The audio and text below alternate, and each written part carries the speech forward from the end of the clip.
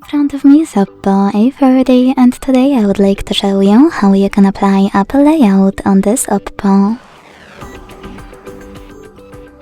Begin by opening Play Store and downloading free app called Launcher OS from Launcher Studio. When it's ready, launch it.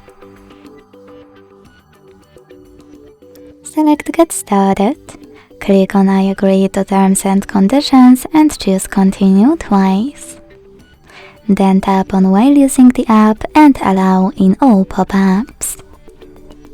Finally, after closing an ad, you need to adjust all of those options however you want to, and then click Set as Default at the top. Tap on Launcher Pro and wait. As you can see, after a couple of seconds, my Apple layout was applied successfully on this Oppo.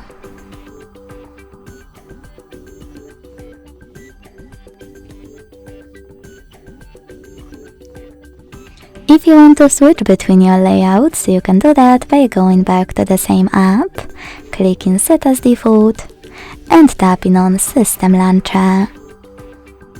Thanks so much for watching. If you enjoyed this video, don't forget to leave a like, comment and subscribe.